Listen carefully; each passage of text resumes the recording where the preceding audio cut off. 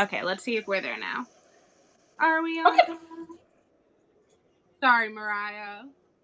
That's okay. Are we on the internet? You work with kids, so you'll be patient with me. Oh, I am always patient. But yeah, I always think it's funny. Like, I look at tables at restaurants and stuff, and I'm like, this doesn't feel like 6 feet. And I just picture like the person with the measuring tape who has to go out and be like, 6 feet, 10 feet.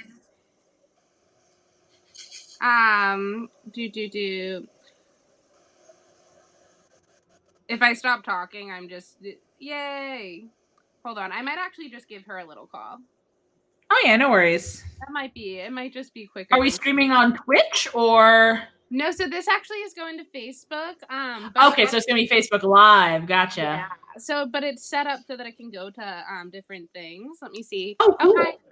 Hi, it's coming through. Yay! And I'm on the phone with you right now there because we stopped one, and I wanted to make sure the first one wasn't going. Oh, no. No, it's me. You see me talking to you?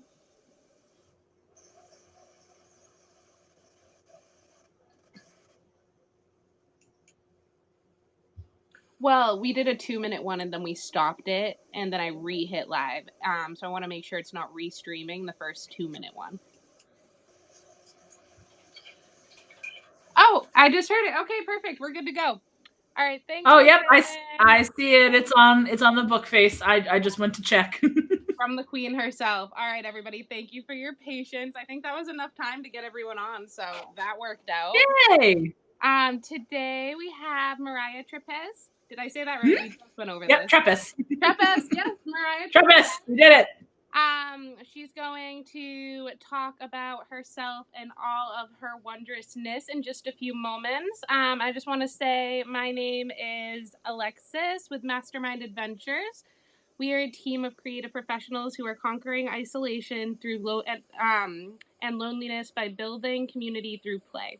The best way you can build community. One of our initiatives is the Game Master for Hire program. Mahria here is one of our game masters. Hello. These are all awesome individuals who are storytellers, actors, performers, other creative beings coming together for this world of role-playing games. And now that we can't be as connected as we usually are with individual role-playing LARPing, we are doing a lot more online epic things. So we'll tell you a little bit more about that. Today we'll be talking to Mahria, but before we do, I just want to play this really cool little video Mahria has made up that's going to give you a little bit of info about her right off the bat.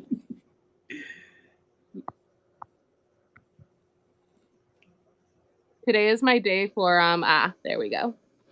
Ooh. Money won't buy happiness, but it will pay the salaries of a large research staff to study the problem.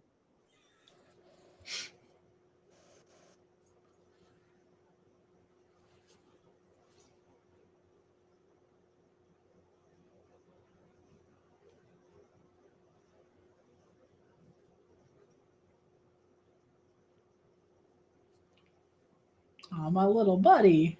Yes! Oh!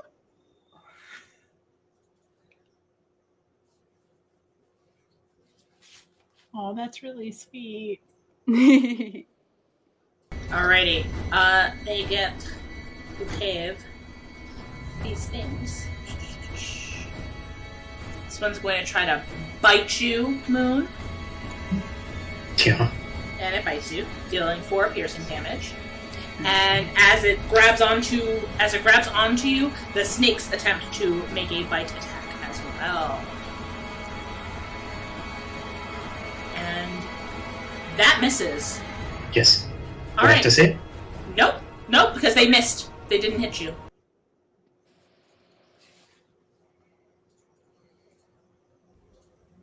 Choose your mastermind adventure.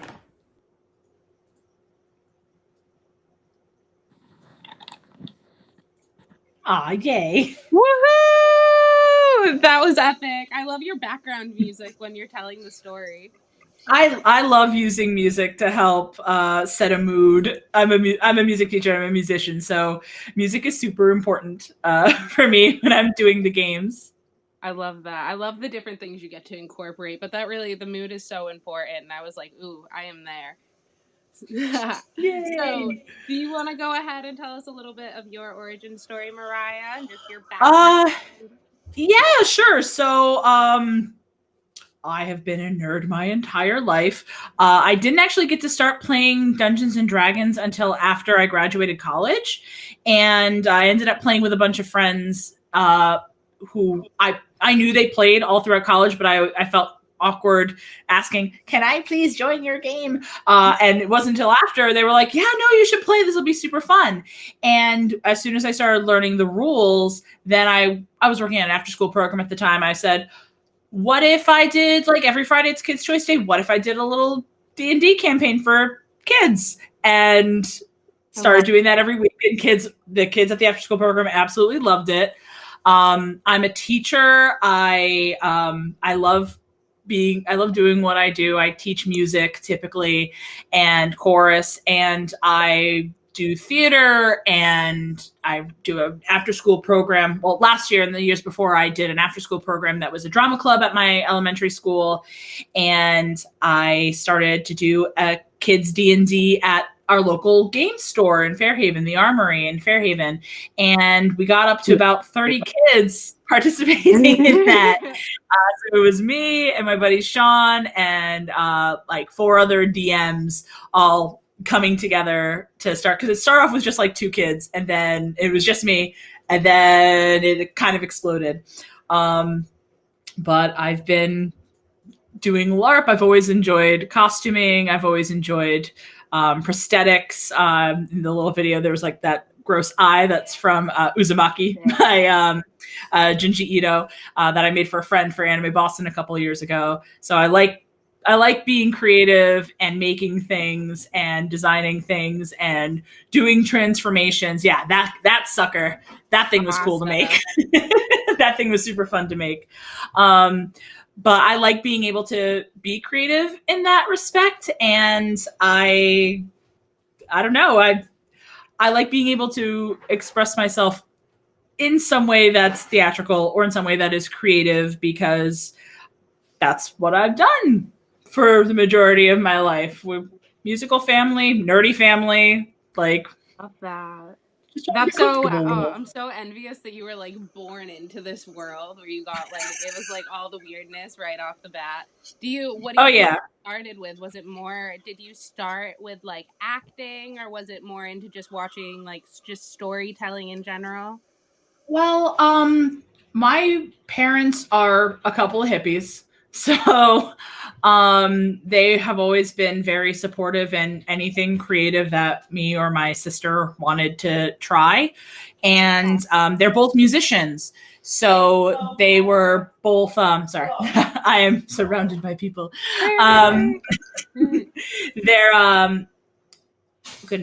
They're musicians. So music was definitely a big part of my life growing up, like young. And my parents both really like high fantasy and sci-fi.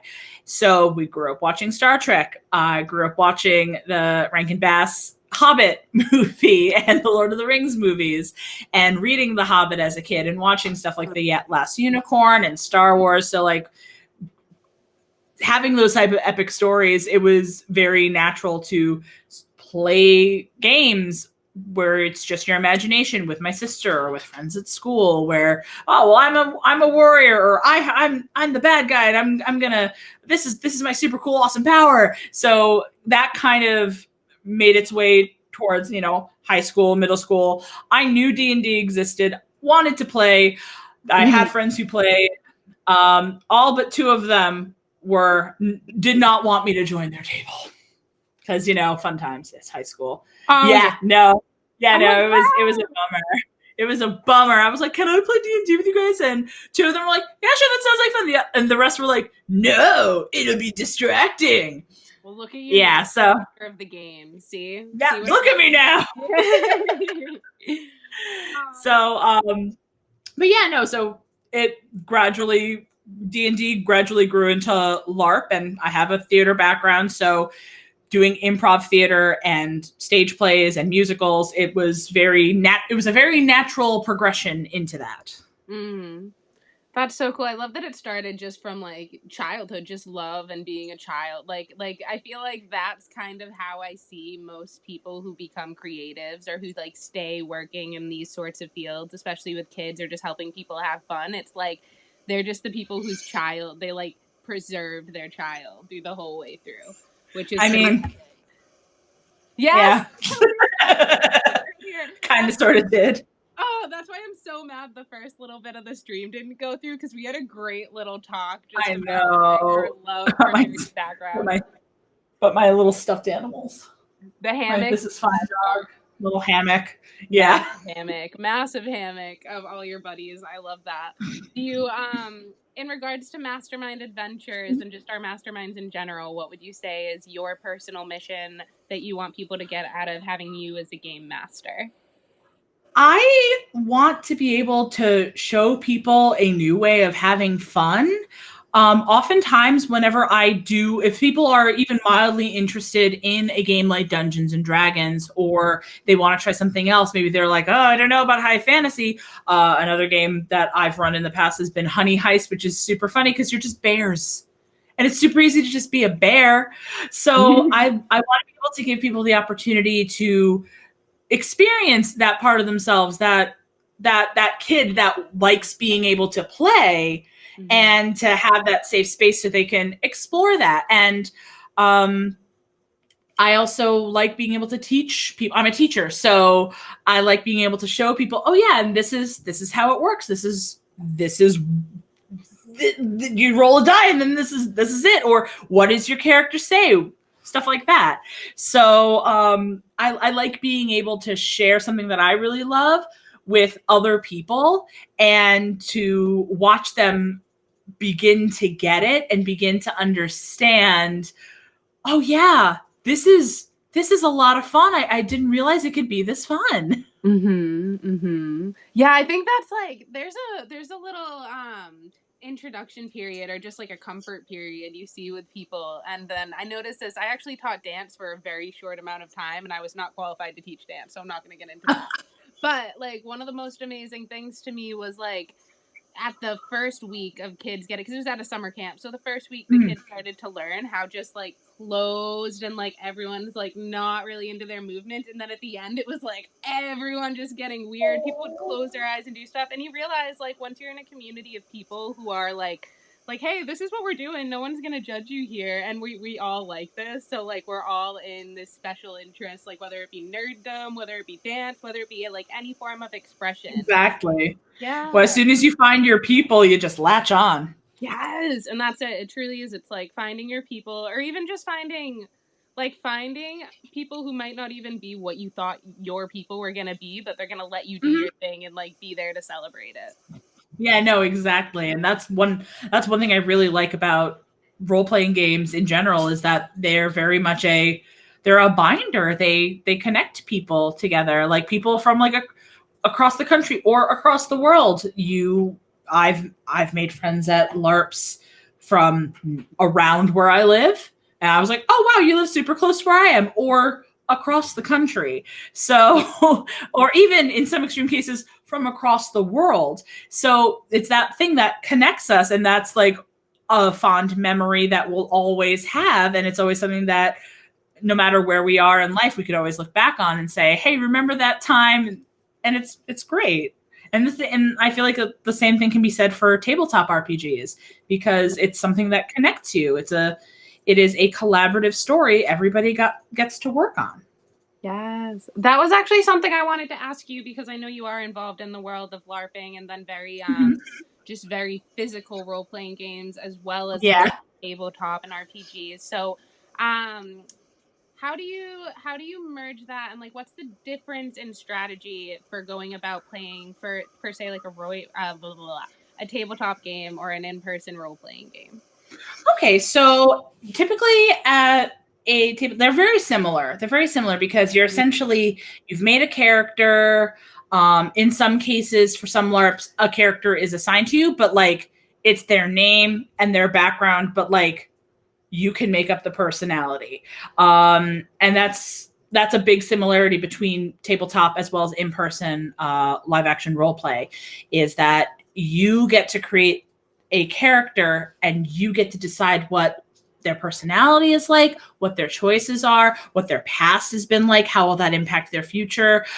In a lot of cases, you get to decide what you want that story to end up being like. So at a tabletop setting, it's collaborative. It's storytelling with the dungeon master as well as the players working together. That's the way I like to do tabletop RPGs. It's not adversarial. Obviously, I would like to give my players challenges to overcome because that'll make their characters, that'll adapt their characters in a way that maybe they didn't think of before, or maybe it'll set them on a track that they wanted to be on in the first place.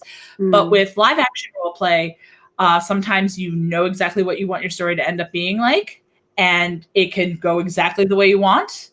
It can get completely messed up. So I played in a LARP called New World Magiscola, which was Wizard College, and it was so much fun. And I got to spend a long weekend at Mount Holyoke, and I was assigned a character named M. Chadwick, who came from this M. Chadwick. So I got to come up with the first name. I came up with Minerva Chadwick. And Minerva Chadwick was a Southern debutante who had a bit of a problem. So essentially, I had this issue that I had to try to figure out. And it was assigned to me because I specifically told the game creators, I want to play a character who grew up with privilege, but at the same time has something that the family does not want to get out because, the scandal. So she had to try to figure out and maneuver that situation on her own. And in this world, there's Lugaroo and werewolves. Werewolves can change into wolves, and they have these shape-shifting abilities, but on the full moon, they lose control. Lugaroo also have shape-shifting abilities. They can turn into wolves. They don't get impacted by the full moon at all. So she was supposed to be inducted into being a Lugaroo. And the way the ritual works is it either works or you die. Oh, fun. Well, it didn't work, and she didn't die. So the family was like, we're just going to say that it worked. Nobody's going to say anything. Try to figure it out. And she was like, she couldn't let it out. But everybody just thought she was a Lugaroo, and she had to figure out how to fix it, essentially, to not let down her family, to not let down her lodge, and to essentially protect herself as well as people she cared about. And it was really interesting how I got from point A in this character story to basically resolving all of it within 2 games. So I played 2 years ago, and then I played last year. They didn't hold a game this year, but I was able to figure out how to, with other people, with other players, how to get it all situated for her. And the great thing about LARP is you are your own main character, but everybody else is the main character in their story. And I was happy to be a background character in somebody else's story, or to be like a best friend in another person's story, because I had people who were my best friend or my love interest trying to help my character while my character was trying to help them. So it was super cool and a different type of collaborative storytelling, because I didn't have a game master setting up scenarios for me. I was able to figure out those scenarios myself. And a lot of times with certain LARPs, you create the scenarios as a player yourself to try to resolve. And there's a lot of communication between other players and such not. In D&D, what's a little different is that the dungeon master typically presents a scenario. A player can create a scenario by interacting with the world, and then again, it creates a different scenario, and it ends up changing the characters. You never know. Really, really love about it. Something I love about it is that how you can have an image of how you want your character's future to turn out to be, and then it can end up completely different, and you can be ecstatic about how it turned out, whether it's a tragic end, a happy ending, a continuation, or whatever. I love it. Yeah, and letting go of that. Rocco and I were actually talking about this in the last interview. Like you can't know what's gonna happen, and like the fun is in letting go and that. Like, and you have all the planning and all the skills, and I love that you have been in all these different scenarios because I feel like that really adds to your power as a game master. Of like, all right, well, I've been in these total up in the air scenarios, so I can create them or I can work with whatever's happening. But just that aspect of, I think that's what keeps people engaged and keeps it fun and keeps your mind like in that creative space, is that you don't always know what's going to happen. Yeah, no, and I like that. I do like that level of uncertainty because it can lead to something amazing. It can lead to something amazing in the story. And that relates to life as well. I mean, like, how many times are our favorite memories looking back, the things that we were like, baby, the things that we were like, my niece is upsetty spaghetti. Oh, Yeti spaghetti? Upsetty spaghetti. Oh, I was like, Yeti spaghetti's so fun. I want to be there. Oh, goodness. Now I've gone off on, like, whatever. I don't remember. But kids are awesome. I love kids. There's this game called Yeti Spaghetti I used to play with the littles at Masterminds, and it's just like trying to pull out these spaghetti pieces without dropping the Yeti at the bottom. That's so cute. Oh, that's adorable. I'm gonna have to look into that. Christmas time is coming. I know. There's endless games. Kristen's great person to contact for that. Nice, perfect. Yes. So I'm actually looking at a lot of your cosplay pictures and just you in costume right now. Do you have yay. That you've played Say that again? Cosplay? Do you have a favorite character that you've like played in cosplay? I had a lot of fun cosplaying Jester from Critical Role. I did that at Anime Boston last year, and I made the dress myself. I made the belt myself. I figured out how to paint my face blue and make it not look terrible. I made a headdress with horns. Like, I did all of the stuff. I dyed the dress. I added embroidery. I did all of this stuff. And then I got to run around. Oh, that's my Dungeons and Dragons character. I had fun playing her too. I have a few different ones of you, so I was just gonna scroll through them. Oh yeah, that's my friend Nia, because I made her that prosthetic eye. So epic. Yeah, she went to we went to an anime horror panel, and she dressed as that character from Uzumaki. It was so fun. So cool. But yeah, sorry, I didn't mean to interrupt you with pictures. Oh, no worries. I had a lot of fun. There she is. There's Jester. Yeah. So I had a lot of fun walking around the con floor, seeing other Jesters and be like, oh, I invoked Duplicity, and just doing pictures and stuff with them. Or I offered people pamphlets that was like about the Traveler and how he's a super, super cool guy. I had a Sharpie in case anybody wanted a tattoo. I also had squishy donuts that I was giving to people. It was so much fun. So I liked that cosplay because I felt like it was a lot more interactive, and I felt like the expectation for walking around as such an exuberant character, I got to be in character all day, and I got to talk with a really cool accent the entire time, which was a lot of fun. You're really good at it too. This might be the third one I've heard you so far, and every time I'm just like, ha, ha, ha, do it again, do some more. I like doing voices. I try to do a voice anytime I play a different character. Now, is that a skill you've built up on purpose, or is that just come out of you when the time has been right? I've always done voices. I like doing funny accents. I do this with my students all the time. Every once in a while, I'll say something in an English accent, or I'll say something in that Jester voice, and they just kind of look at me and go, "What are you doing?" I'm like, "It's fine. Don't worry about it, guys."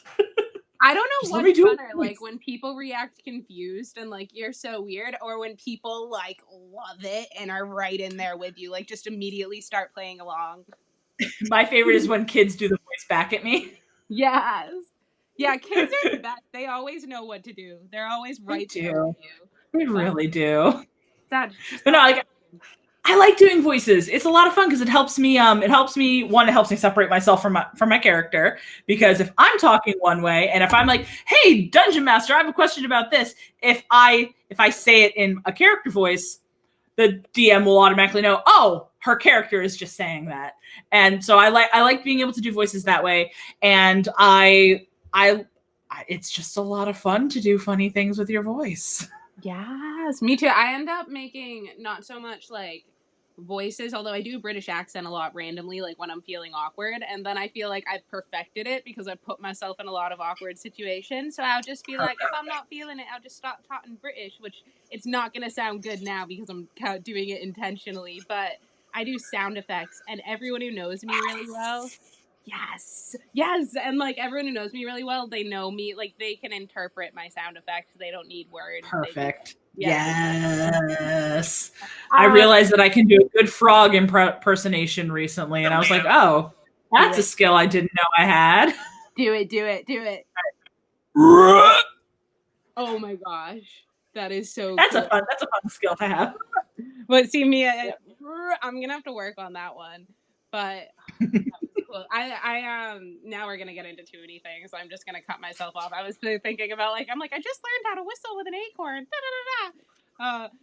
Everywhere. That's exciting. Do you want to tell us, Mahria, about some of your open campaigns? I know you have some one shots and just available and. Yeah. So currently, Monday nights, I'm 100% free. But I have a couple of one-shots. I have, let's see, I've got, here, I can actually just go to Roll20 and give you the exact names. So I have Sinister Happenings at the Dozy Lamb. Essentially, that is a one-shot where the PCs have been sent into the Dozy Lamb Tavern because several weird things have been going on. People have randomly attacked other people or destroyed property, and then they don't remember doing any of it. But the one thing they all have in common is that they've been to the Dozy Lamb within the past week. So the PCs are essentially there to investigate what on earth is actually happening within this tavern that's causing these people to essentially lose themselves and become incredibly violent. I've also got, let's see, I have Price Manor Mystery, where the PCs are have been essentially given invitations to a very fancy dinner party by a nobleman who is suspicious of the host. The host has currently been courting his younger sister, and he's noticing strange markings around her neck, and she's sleeping more during the day, and he doesn't trust this lord, and he wants to make sure that everything's on the up and up, so he's hired the PCs to investigate during this dinner party. And the other game I have is called The Heist Job, where everybody is a rogue of some sort, and they have been hired by the local thieves guild in the Barge Right In to essentially go and steal a diamond the size of a Goliath's head from a wizard's home, and the wizard is Antioch.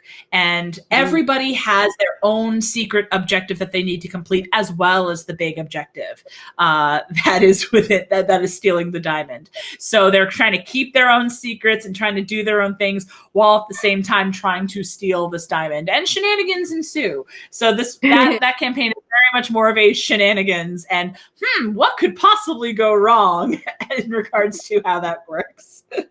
Oh my gosh, I love it. I love it all. I feel like you're such a dynamic storyteller, and I can tell you go into the details of like every little thing and every little possibility and just have so much genuine excitement about the stories you're telling. My friends say, oh, it's because you're extra. I am extra. I'm very extra. I like being prepared. Everything right with that. That's like, I think we need more extra people in the world in general. So do you have different methods when it comes to storytelling, or do you just go with whatever you feel at the moment? So it depends on my players. So one of the things that I tend to do before I start a game is I go over ground rules. Like, these are the rules of my table. It's a lot of being respectful to each other, being respectful towards me. My big rule is don't yuck someone else's yum, which is very much an elementary school teacher thing to say. But it's essentially, if your fun is ruining someone else's fun, then it's not fun. So you shouldn't do it. And it's more of an encouraging of people to essentially work together and be nice, basically. So I try to communicate with my players in that regard. I also try to communicate with my players to figure out what are they comfortable with and what kind of story do they want to try to experience. So, for example, on Fridays, every other Friday, I've been running a game that takes place in the Critical Role universe. It's not at the same time as the current campaign that Critical Role is in. And it's not taking place during the first campaign either. It's right smack in the middle. So not Vox Machina, not Mighty Nine, boom, something else. And when I was talking to my players about what kind of story they wanted to tell, like I was helping them with backstories and getting an idea of what they wanted to try to do with that. And this group, I have done equal parts. This is horrible and horrific, and oh God, what am I doing to traumatize my poor players? Balanced with shenanigans.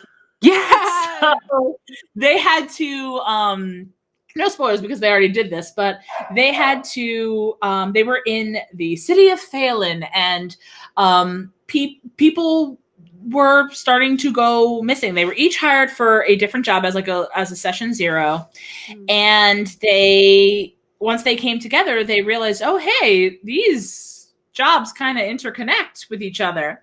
And they ended up discovering that there was a person essentially trying to transform living tissue into fungus. And and it was basically, oh, look, it's body horror and Kafka-esque transformations, and this is terrible. And they were like, they didn't trust any plant. Every doll they went to, they're like, why are the walls breathing? And then as soon as they were able to defeat the big bad in that situation, and there was a wine festival, and they got to participate in that, and then it was all shenanigans. So there was a pie eating contest. There was a puppet show discussing and portraying the heroes in like the dumbest way possible. There were little magic trinkets. So I tried to balance out like this really truly horrific thing that I was making my players deal with into something that was really fun and ridiculous. So it's very much based on what are my players comfortable with? What are things that I can do to push their characters in a way that will this traumatize their characters? Will this help them get through something that's already been fairly traumatic in their lives? Are they a happy-go-lucky character, and will this make them rethink, well, maybe I shouldn't be reacting in these ways, maybe, So I like being able to not put my players, but present situations for my players' characters to grow. Yeah. And even if it's something like a one-shot, I want it to be fun, and I want it to be memorable. So each of the adventures that I have currently on Roll20 for Mastermind are they are things that I've run in the past, and I try my best to make sure that they are fun and that they are memorable, essentially. So cool. I love how in depth you get too. It's just like my personal favorite characters are always, there's something classic about like the bad guy, the good guy, the hero, the villain, but my personal favorites have always been the ones who it's like, oh, the show or whatever has made me hate them, and then, oh my gosh, do I feel for them now? And no, I hate them again, and actually, oh my gosh, look how far they've come. Those are the best characters out there, in my opinion, that you just get like, It's always nice to see a character grow, whether it's for better or for worse. Yes, and it gets back to, a few like episodes of this ago, I was talking with someone about just like the healing nature of games and role playing, whether that be at a tabletop game or whether it be LARPing. You get to go through those experiences and kind of work them out in your head of like, oh, this is how you would process this situation, even if it's kind of way extra than a normal life one would be. It's still going to help you get there. Oh, she's back! Hello! Hello, Bones. Hello, Bones. This is the second time. You wanted to be up here. Yes, this is my sweet boy Bones. He wanted up. We want him to be a part of this. You're such a good boy. Yes. Cat tax. He busted in. That's super cool. Hey, I'm happy he did. I'm never mad when cats arrive. I am like, Oh, never. Tim, do you mind closing the door? All the way. Because our dog is barking. I can tell he's in timeout. oh, babe, it's okay. My dog has been like randomly, she's just getting old, so she's randomly just barking like all day long, unless you just sit with her and just stay with her the whole time. And then even sometimes she'll keep it up. So they're full. Yeah, he's less than a year old, and we have my sister lives with us as well as my niece, and my niece is going to be 3 in January, and the two of them are best friends. And she's awake right now from her nap, and they rile each other up. So I have a feeling both of them are in timeout just based off of how he's barking. Oh my goodness. Oh, that's still so fun to have such like a lively household and have everyone. Oh yeah, definitely. I love it. Oh, I'm sure the little one loves you, just like coming in and having all these toys and having all this stuff to play with. It's funny. We mentioned voices earlier. She has a goblin voice. No way. So I started making like these horrible like, yes, hello, little baby. And she started to grumble and go back at me.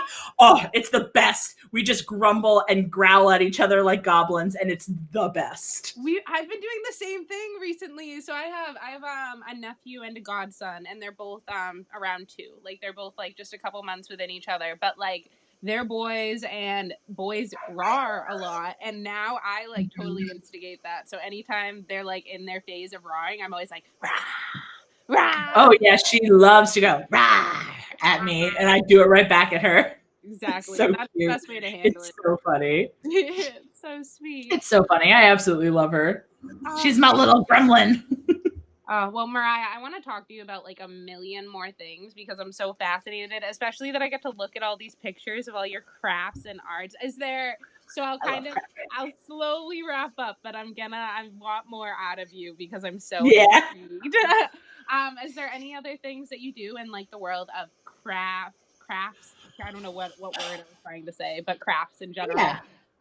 Yeah. So I like doing 3-dimensional things. So for that New World Magic School LARP, I made a little box that I was keeping like little trinkets and stuff in, and I put like little wards and stuff, and I painted it, I set it up, I used the gold and silver paint Sharpies so it looked like it was illuminated.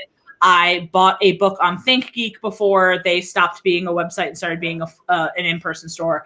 And it's this little light up book where every time you close it, I think it was in the one like Choose Your Mastermind Adventure, I opened the book and it was red. And I made it look like a spell book. So I put like crystals and I wrote in Norse runes on it. I paint miniatures. Which I have some photos of. Yeah, I was gonna say I don't know if I sent any photos. I did make a pop figure of my Dungeons and Dragons character. There she is. That's my sweet girl, Nettie. She's a half-orc cleric of Tempest, and she's an awkward bean, and I love her. Awkward beans are my favorite. This is so cute. Yeah, she's very awkward, and she kind of sounds like Kate Monster from Avenue Q, but she tries her best. Avenue Q. Oh my goodness. I switch us back and forth every time I do this. I like it. It's funny because I was like, I want to make this big, like muscly half-orc lady who's really awkward. So I was like, I'll make a squeaky voice. I'll do my best Kate Monster impersonation. My friend, after playing with that character for like a week or two, he was like, does anybody else notice that she sounds like Kate Monster? I went, don't at me. How dare you come from my secret? How dare you, sir? Calm down, man. Oh, that's so funny. It's funny. I was talking to Rocco the other day about like where we draw inspiration and how we all kind of just collect from our own different worlds of like all of just different stories that we love. But it's so cool that there's endless ways to do that. You know, there's endless ways to like bring together all the things you love. Oh yeah, definitely. And it's always fun, especially when you're making a new character, try to figure out what exactly makes them tick. And something I've been doing for a bit has been making playlists for my characters. And love to hear that. I love making playlists. Again, I'm a musician, I'm a music teacher, so like that's super important. Music is super important to me. And it's a great way to get into your character's headspace, especially before a game. Yeah, that's so true. Oh my gosh, I would have never even thought of that, but I actually have, especially since quarantine. I've been making a ridiculous amount of playlists just because. Same. Like, yeah, I hear things and they'll make me think of like an aesthetic or a character. I actually have a few different character ones. Like I have an Arya Stark one. I have a Padme Amidala one. Like I have a. I'm nice. Just like, sounds like these people. So when you said that, I was just like, what a good idea! Like I can just picture writing out your character storyline and see. Oh yeah, no. Nettie's playlist. I have 3 playlists for her because I make them every 5 levels. Because I'm extra. And like on her first one, like the first song is from Anastasia. It's like, heart don't fail me now, courage don't desert me, don't look back now that we're here. So it's like that. It's that. I'm like, that's perfect. That's her. That's excellent. You have a beautiful voice, by the way. Oh my goodness, thank you. Oh, so much cool stuff, Mahria. I think you have just like such an eclectic like vibe of everything going on, and I love it all. I'm so excited by it. I think you're gonna make some thrilling games and some thrilling stories, and people will be lucky to play. Yay! Do you have anything that you want to add that I didn't touch on? And will you take me to Comic-Con when Comic-Con is a thing again?